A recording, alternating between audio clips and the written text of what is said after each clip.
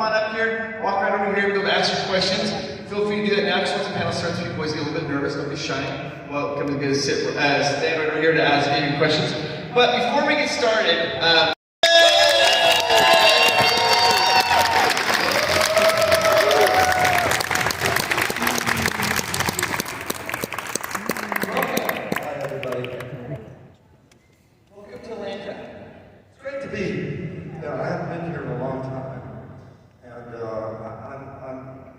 constantly impressed by what's happened to Atlanta over the last like 20 years.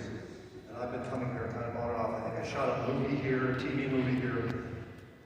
I don't want to say how long ago. Okay? I'm keeping that close to the vest. You guys know probably how old I am, but I'm not going to get into it. It's a long. At any rate, it's a great town, I must say. Most of you folks from around here? Cool. All right, we have some people that are going to ask some questions, but I kind of, before we get to our question there, I have some of my own that I kind of want to talk about. Do you realize the cultural impact that you had with Jack Skellington? It was such a, did you realize when you guys were doing the voiceover for that, how profound, how long-lasting that was going to last? Not a clue.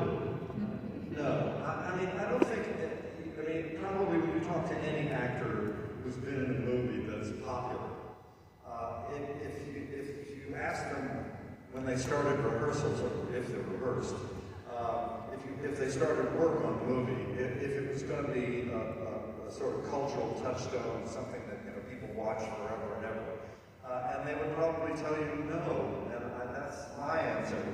I knew it was remarkable going in to the actual performance, from working with Henry Selick, the director. But I had no idea that it would have this kind of afterlife. None.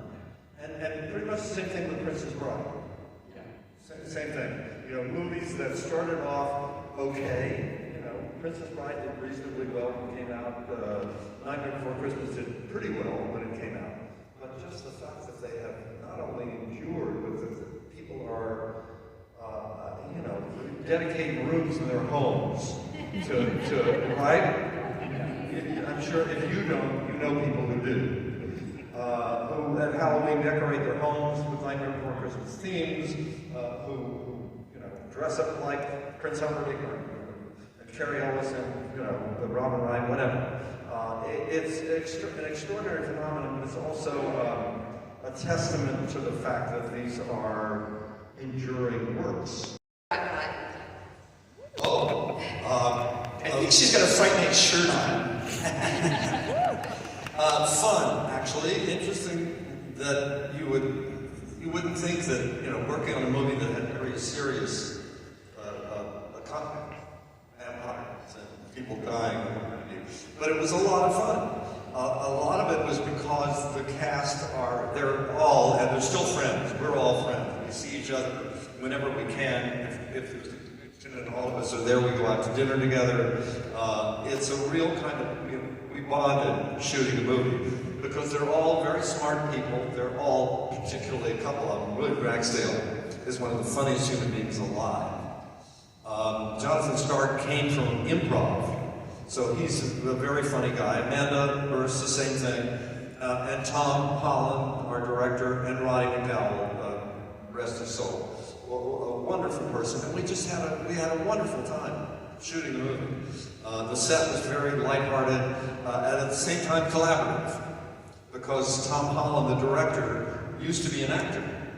So Tom very much was into, again, we're talking about characters' motivations and what they're after and we had rehearsal as well, which is very rare for movies, particularly movies like this, where we spent like a couple of 3 weeks creating backstories for all of our characters, and a lot of the stuff that ended up in the movie came out of conversations we had about the character's history. For instance, I kept doing, how do you research vampire? Somebody who's been living for 400 years, where you have to kind of look at the history of where this person, or you have to make up a history of where this person came from, right? Maybe he came from Eastern Europe somewhere, or most probably. But then I started researching, well, where else can I find? Let me look up bats. What's the history of bats? What are they like? Because vampirism essentially, supposedly came from the original vampire bat, right? And I found out that 90% of the bats in the world are not vampire bats. They're fruit bats. So I asked Tom, I said, is it possible we can work fruit into the, maybe Jerry has some fruit, you know, some fruit bat in his DNA. And that's how the apple came to exist, that Tom ended up using in the movie, and that Jerry eats fruit all the time. So it was very cool and a really interesting way to work. Yeah, thank you.